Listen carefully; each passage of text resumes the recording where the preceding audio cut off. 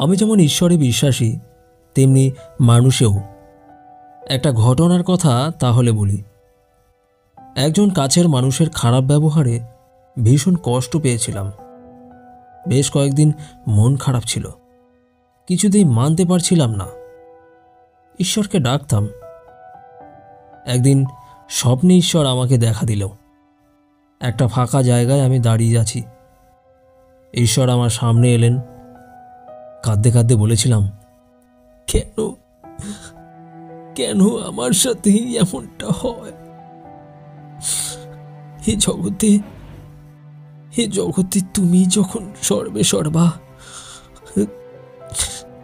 তখন এই মানুষগুলোর এত খারাপ হওয়া সত্ত্বেও তুমি আমার কাছে পাঠাও কেন?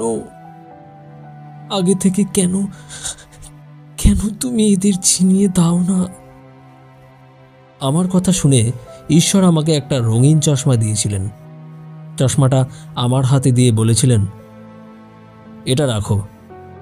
এই চশমাটা পরলেই চিনতে পারবে কে সত্যিকারের মুখ আর কে মুখোশ। দারুণ খুশি হয়ে চশমাটা নিয়ে বাড়ি ফিরি। মনে মনে ভাবলাম, মানুষ চিনতে আর ভুল হবে না। ওই রঙিন চশমাটা পরে যখন বাইরে বেরোলাম, যত পরিচিত আপনজনদের দেখছি, কারোর মুখ আর দেখতে পাচ্ছি না। দেখছি সব মুখোশ। যত দেখছি ততই অবাক হচ্ছি।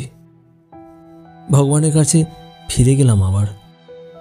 আমাকে দেখে বললেন, আবার কি হলো?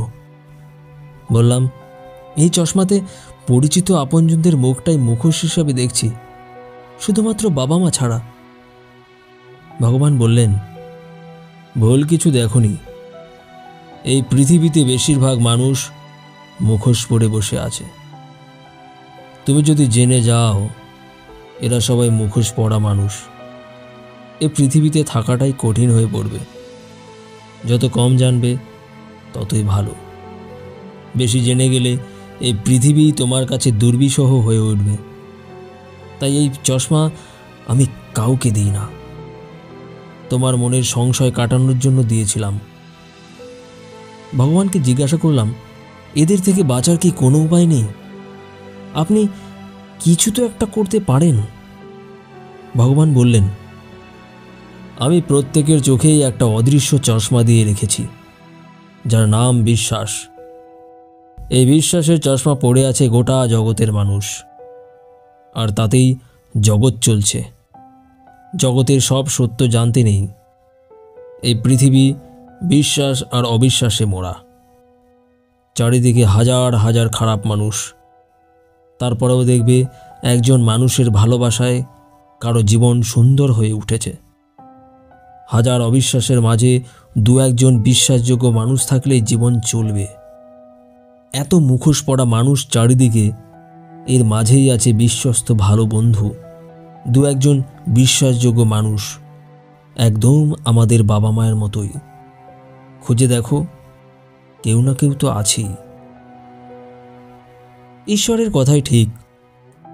চারিদিকে এত অবিশ্বাস, প্রতারণা, ঠকানো, তারপরেও দেখি কিছু ভালো মানুষ আছেই, যাদের জন্য বাঁচতে ইচ্ছে করে, ভালো থাকতে ইচ্ছে করে, বিশ্বাস করতে ইচ্ছে করে, ভালোবাসতে ইচ্ছে করেই। আমিও পেয়েছি এমন দুজন বন্ধু।